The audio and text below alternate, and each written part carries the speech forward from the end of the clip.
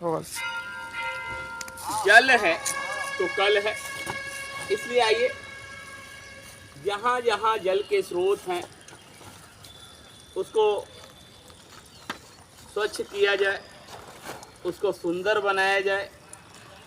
क्योंकि जल स्रोत नहीं होगा तो जल नहीं होगा, और जल नहीं होगा तो कल नहीं होगा। आप देखें कि वैश्विक स्तर पर निरंतर क्लाइमेट चेंज हो रहा है, पर्यावरण संकट बढ़ रहा है। कई देशों में आप देखें जल संकट बढ़ता है। इस गर्मी के पीरियड में भारत में ही कई सारे ऐसे स्थान हैं, आप देखें कि जैसे ही गर्मी शुरू होगी उन क्षेत्रों में जल की समस्या उत्पन्न हो जाती है।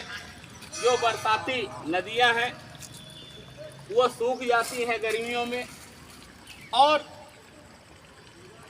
जल के लिए गर्मियों में आप देखें तो त्राही त्राही मच जाती है।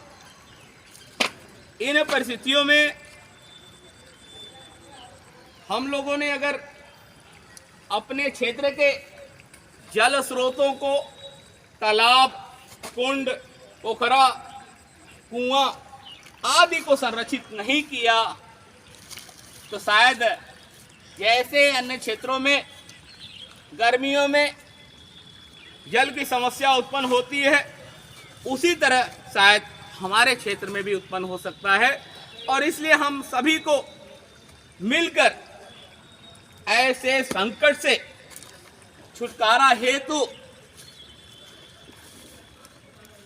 जल स्रोतों को संरक्षित करने की आवश्यकता है, उसे स्वच्छ बनाने की आवश्यकता है।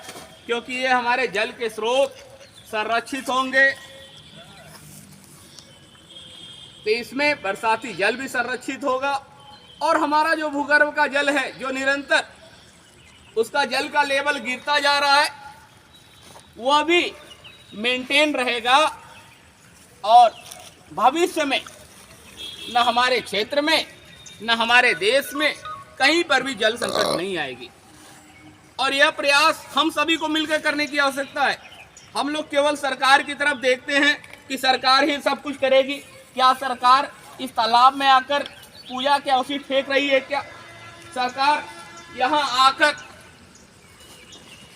नहा रही है क्या, या इस जल का प्रयोग कर रही है क्या? यदि हम लोग इन जल स्रोतों का उपयोग कर रहे हैं, लाभ ले रहे हैं, तो ये हमारी आप सबकी जिम्मेदारी है कि ऐसे जल स्रोतों को हम संरक्षित करें, सुरक्षित करें, सुंदर बनाएं, तब शायद हमारा कल संरक्षित होगा।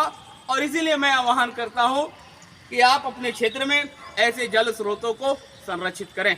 मैं डॉक्टर अशोक कुमार सोनकर, सहायक प्रोफेसर, इतिहास विभाग, सामाजिक विज्ञान संकाय, काशी हिंदू विश्वविद्यालय, बहुत बहुत धन्यवाद।